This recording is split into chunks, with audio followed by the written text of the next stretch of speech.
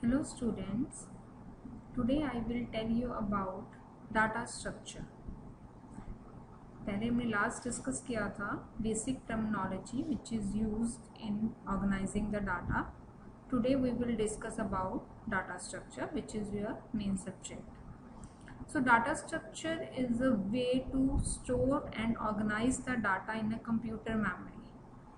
Means आपने किस तरह से अपने डाटा को कंप्यूटर की मेमोरी के अंदर स्टोर करके रखना है, कैसे वो डाटा स्टोर होगा, किस तरह से वो ऑर्गेनाइज होगा मेमोरी के अंदर, that is according to a particular data structure.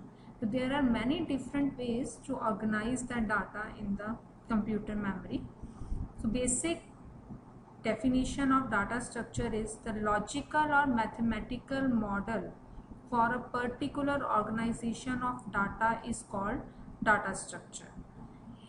This definition means कि अगर हमने अपने किसी डाटा को ऑर्गेनाइज करके रखना है तो उसके लिए जो हम मॉडल तैयार करते हैं, जो लॉजिकल थिंकिंग है हमारी कि डाटा इस तरह से स्टोर होना चाहिए और इस तरह से रिप्रेजेंट होना चाहिए ताकि हम उसको अपनी प्रोसेसिंग में एफिशिएंटली यूज़ कर सकें, तो उस चीज़ को डिस्क्राइब करने के लिए जो पर्टिकुलर चीज़ यूज़ होती है that is called data structure. तो डाटा स्ट्रक्चर जो है वो हमें ये बताता है कि हमने अपने डाटा को कैसे ऑर्गेनाइज करके रखना है, कैसे स्टोर करना है.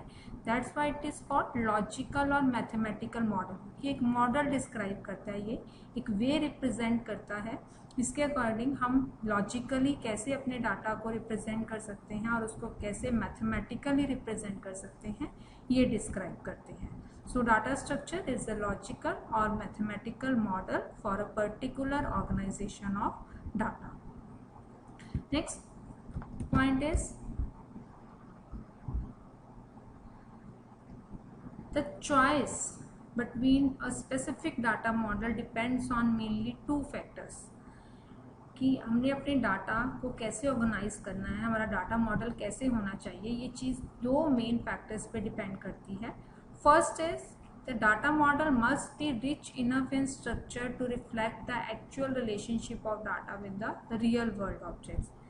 इस पॉइंट का मीनिंग क्या है कि हमारा जो डाटा स्ट्रक्चर है वो इस तरह का होना चाहिए कि हम जब उस डाटा स्ट्रक्चर में अपने डाटा को रिप्रेजेंट करें तो वो उसी तरह से रिप्रेजेंट हो जैसे हम लॉजिकली सोच रहे हैं, जैसे वो रियल वर्ल्ड में रिप्रेजेंट होता है. रियल वर्ल्ड ऑब्जेक्ट की फॉर्म में वो रिप्रेजेंट होना चाहिए. मीन्स एक्चुअल रिलेशनशिप जैसी वो रियल वर्ल्ड में रिप्रेजेंट करके शो करता है, इस तरह से ही हमारे डाटा स्ट्रक्चर में वो रिप्रेजेंट होनी चाहिए.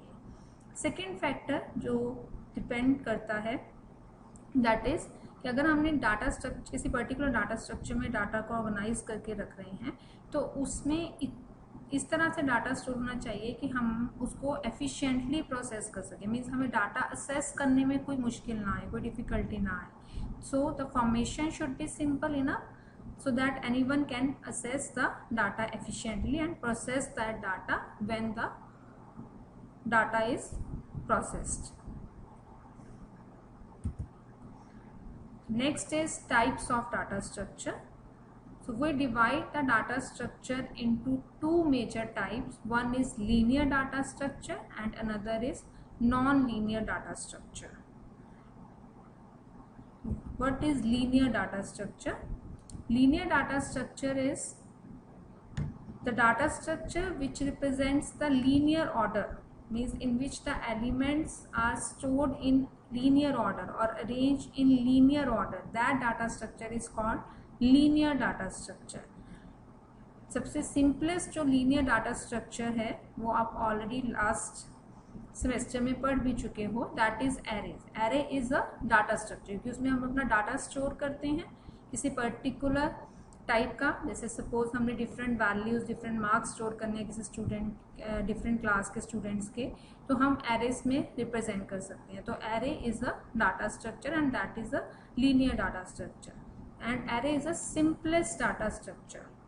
The first way to provide the linear relationship, क्योंकि लीनियर डाटा स्ट्रक्चर में हमें लीनियर रिलेशनशिप शो करनी होती है, तो लीनियर रिलेशनशिप को रिप्रेजेंट करने का सबसे ईजिएस्ट वे है कि हम उसको मेमोरी, उसकी जो लोकेशन है उसमें लीनियरली रिप्रेजेंट करें। तो वो कौन से डाटा स्ट्रक्चर हैं जिसमें हम लीनियर ऑर्डर जो है वो उसकी लीनियर मेमोरी लोकेशन के अकॉर्डिंग रिप्रेजेंट होता है, दैट इज एरेज।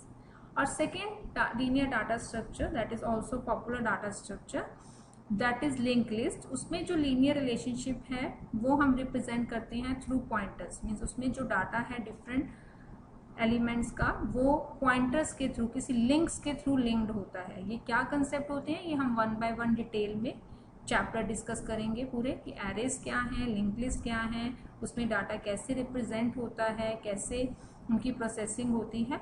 तो हम 1 by 1 ये सारी चीज़ें डिस्कस करेंगे। Thank you girls.